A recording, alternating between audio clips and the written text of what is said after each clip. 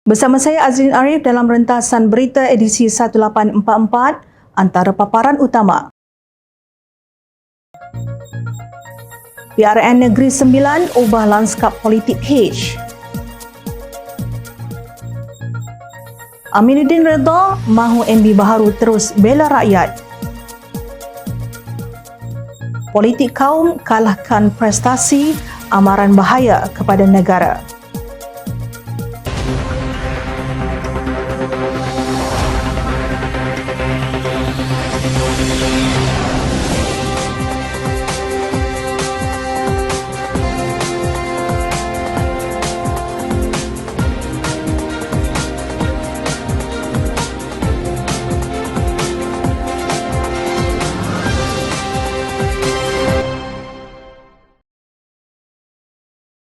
Bismillahirrahmanirrahim. Assalamualaikum, salam sejahtera dan salam madani. Kekalahan Pakatan Harapan PH dalam pilihan raya negeri PRN Negeri Sembilan ke-16 disifatkan sebagai titik perubahan penting dalam lanskap politik negara, terutamanya apabila gabungan Barisan Nasional BN dan Perikatan Nasional PN berjaya menamatkan penguasaan PH selepas dua penggal mentadbir negeri itu. Keputusan rasmi menunjukkan BN memenangi 18 kerusi Dewan Undangan Negeri DUN, manakala PN memperolehi 7 kerusi, di mana ia sekaligus melepasi majoriti mudah untuk membentuk kerajaan negeri. Manakala PH pula hanya berjaya meraih 11 kerusi, selain menyaksikan kekalahan beberapa pemimpin utamanya termasuk Menteri Besar Datuk Seri Aminuddin Harun di DUN Linggi dan Setiausaha Agung DAP Anthony Lok Siufuk di DUN Cenah.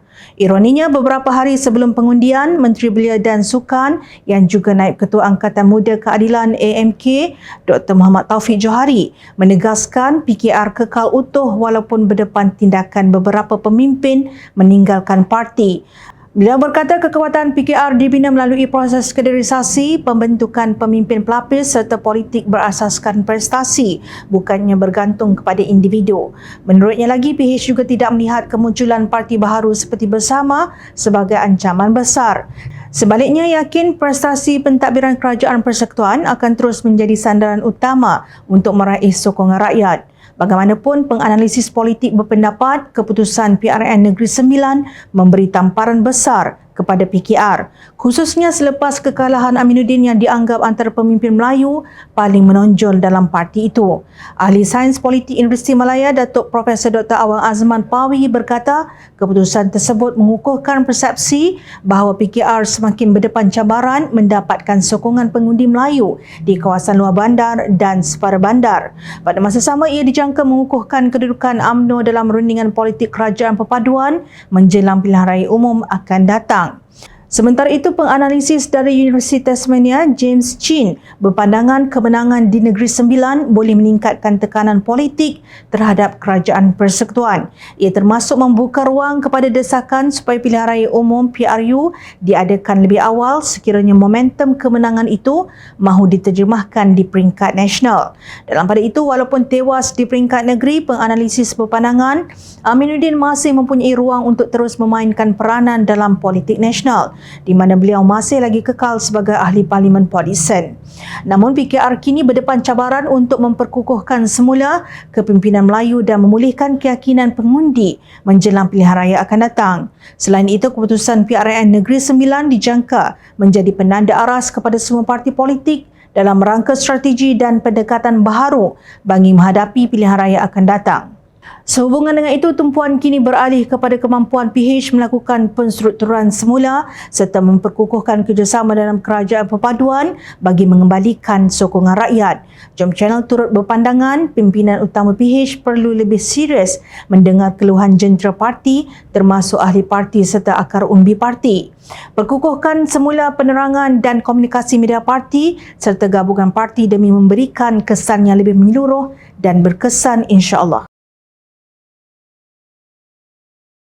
Bekas Menteri Besar Negeri Sembilan Datuk Seri Aminuddin Harun menerima keputusan Pilihan Raya Negeri PRN Negeri Sembilan dengan hati terbuka. Beliau turut berharap kepimpinan baharu negeri itu meneruskan segala dasar dan inisiatif yang memberi manfaat kepada rakyat.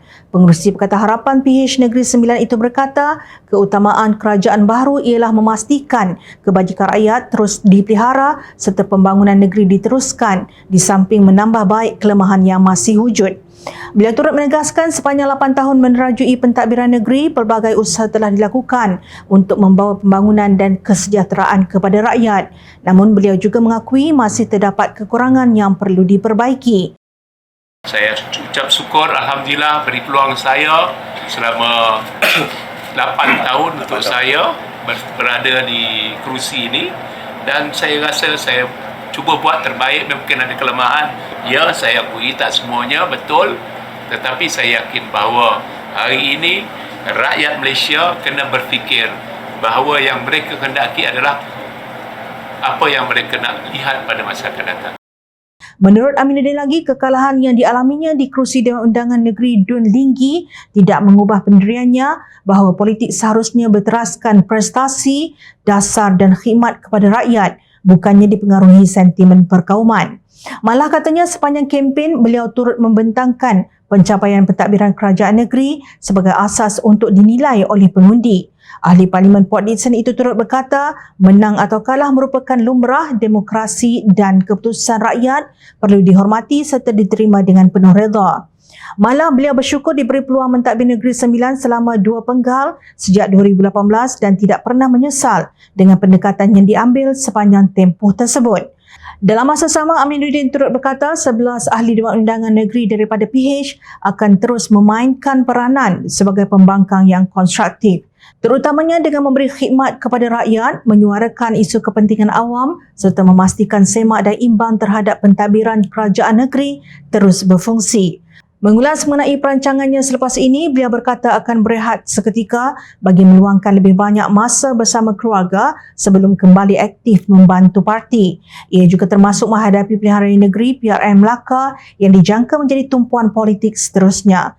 Aminuddin turut berpesan agar Menteri Besar yang baharu mentadbir Negeri Sembilan dengan penuh amanah serta meletakkan kepentingan rakyat mengatasi segala pertimbangan lain. Selain itu, beliau berharap segala dasar dan program yang terbukti memberi manfaat kepada rakyat diteruskan tanpa mengira perbezaan politik. Tambahnya lagi, setiap kelemahan yang dikenal pasti sepanjang pentadbiran terdahulu perlu diperbaiki bagi memastikan penyampaian perkhidmatan awam menjadi lebih berkesan. Beliau turut mengingatkan supaya agenda pembangunan negeri tidak terhenti demi menjamin pertumbuhan ekonomi dan kesejahteraan rakyat.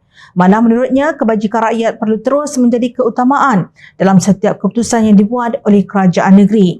Aminuddin juga berharap pentadbiran baharu dapat membawa Negeri Sembilan ke tahap yang lebih baik berbanding sebelumnya. Beliau menegaskan kejayaan sesebuah kerajaan bukan hanya diukur melalui kemenangan politik, namun sebaliknya menerusi keupayaan meningkatkan taraf hidup rakyat. Pada masa sama, beliau berharap kerajaan baharu terus mengamalkan pentadbiran yang telus, bertanggungjawab dan berorientasikan prestasi. Beliau yakin Negeri Sembilan akan terus maju sekiranya kepimpinan baharu mengekalkan perkara yang baik serta berani menambah baik aspek yang masih lemah. Sementara itu, Perdana Menteri Datuk Seri Anwar Ibrahim berkata keputusan pilihan raya perlu dihormati sebagai manifestasi suara rakyat dalam sistem demokrasi. Beliau berharap kerajaan negeri yang baharu dapat meneruskan segala dasar dan inisiatif yang memberi manfaat kepada rakyat serta memastikan pembangunan Negeri Sembilan kekal menjadi keutamaan. Menurut PMX lagi, Kerajaan Persekutuan akan terus menjalinkan kerjasama erat dengan pentadbiran negeri bagi menjayakan agenda pembangunan. Di samping menarik lebih banyak pelaburan dan meningkatkan kesejahteraan rakyat tanpa mengira perbezaan politik. Beliau turut menzahirkan penghargaan kepada seluruh jentera PH yang telah bekerja keras sepanjang kempen serta menyifatkan perjuangan untuk memperjuangkan kepentingan rakyat akan diteruskan.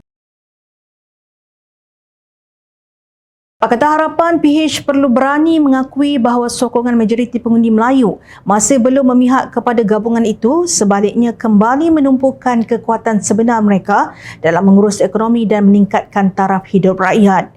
Pemerhati politik Ahmad Firdaus Muhammad berkata, PH tidak harus menghabiskan terlalu banyak tenaga bersaing dalam gelanggang politik identiti dan sentimen perkauman yang selama ini lebih memihak kepada lawan. Sebaliknya, beliau menegaskan bahawa kekuatan utama PH terletak pada keupayaan menawarkan penyelesaian ekonomi yang lebih meyakinkan berasaskan angka, data dan dasar jangka panjang. PH perlu akui hakikat orang Melayu tak sokong kita kecuali PH 1.0 ton, majoriti pengundi Melayu tidak pernah undi PH. Jadi jangan habiskan tenaga berebut di gelanggang kita memang kalah. Kembali kepada kekuatan kita, ekonomi, katanya dalam satu kenyataan. Menurut Ahmad Firdaus, Malaysia masih bergelut untuk keluar daripada perangkap pendapatan sederhana sejak krisis kewangan Asia pada 1997. Walhal ujarnya beberapa negara yang pernah berada pada kedudukan setara seperti Korea Selatan dan Taiwan sudah jauh meninggalkan negara ini. Beliau turut berkata antara masalah utama yang masih membelenggu Malaysia ialah kedudukan kewangan kerajaan yang berdepan defisit berpanjangan apabila perbelanjaan saban tahun melebihi pendapatan negara. Sebahagian besar peruntukan kerajaan pula katanya digunakan untuk emolumen, pencen dan subsidi sekaligus mengehadkan ruang fiskal bagi pembangunan serta pelaburan baharu. Tambahan lagi, Ahmad Firdaus juga berkata setiap Perdana Menteri telah cuba menangani masalah tersebut melalui pendekatan masing-masing. Malah menurutnya, bekas Perdana Menteri Datuk Seri Najib Razak memilih untuk meningkatkan kutipan cukai termasuk memperkenalkan cukai barang dan perkhidmatan GST, manakala Perdana Menteri Datuk Seri Anwar Ibrahim mengambil pendekatan berbeza menerusi kerangka ekonomi madani. Ramai tak faham tetapi angka dan data semakin membuktikan ia berhasil, ujarnya lagi di petik Harapan Daily. Selain itu, beliau menjelaskan ekonomi madani membawa dua matlamat utama iaitu memperbesar kek ekonomi negara serta meningkatkan lantai pendapatan rakyat. Bagi matlamat pertama, jelasnya kerajaan memberi tumpuan kepada kemasukan pelaburan langsung asing, pembangunan industri bernilai tinggi dan pengukuhan sektor strategik seperti industri semikonduktor. Pada masa sama, matlamat kedua menekankan peningkatan gaji rakyat supaya pertumbuhan ekonomi tidak hanya memberi keuntungan kepada syarikat atau pemilik modal tetapi turut dirasai oleh pekerja. Tambahnya lagi, pendekatan memperbesar kapasiti ekonomi negara dan pada masa sama meningkatkan pendapatan rakyat turut selari dengan kerangka raising the ceiling, raising the floor yang diketengahkan Bank Dunia. Beliau turut merujuk beberapa perkembangan positif termasuk peningkatan unjuran pertumbuhan ekonomi Malaysia oleh Tabung Kewangan Antarabangsa IMF, semakin menaik unjuran keluaran dalam negara kasar oleh institusi kewangan antarabangsa serta pandangan pakar bahawa prestasi ekonomi negara melebihi jangkaan. Perkembangan tersebut menunjukkan dasar ekonomi madani mula memberikan hasil walaupun pentadbiran PMX masih belum melengkapkan satu penggal penuh. Bagaimanapun, beliau mengakui bahawa masih ramai rakyat belum benar-benar merasai kesan pemulihan ekonomi tersebut, terutama ketika ekonomi dunia terus berdepan tekanan akibat konflik geopolitik dan ketidaktentuan global.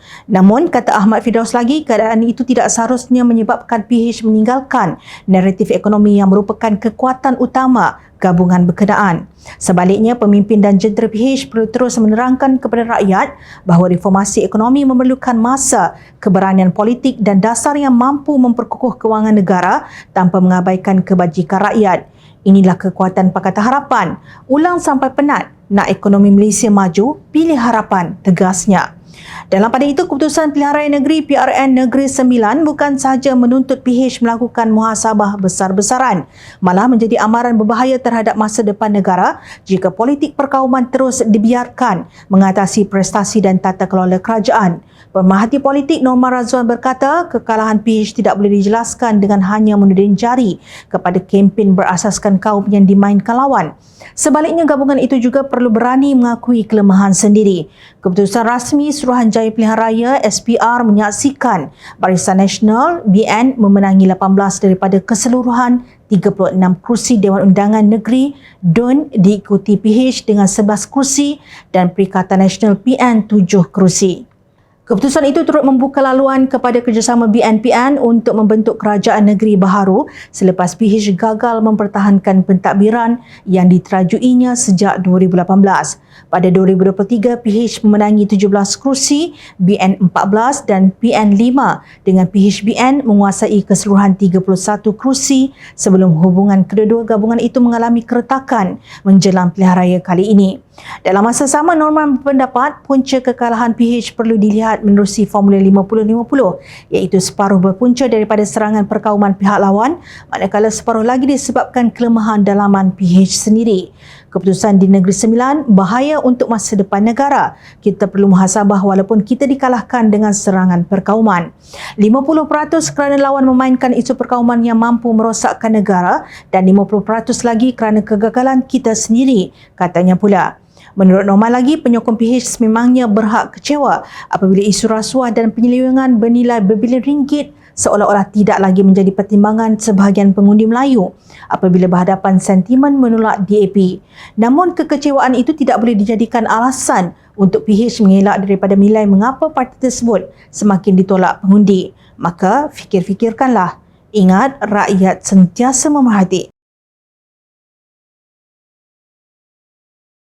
Jom Channel ingin mengucapkan jutaan terima kasih kepada para penyokong Jom Channel dan kepada anda yang berminat untuk memberikan sumbangan bagi membolehkan kami meneruskan perjuangan menyampaikan berita yang benar. Sumbangan boleh dibuat melalui akaun bank yang tertera. Suara rakyat kami sampaikan demi negara tercinta. Teruskan bersama kami di Jom Channel, saluran berita TV internet nombor 1 di hati anda untuk mendapatkan berita politik tanah air.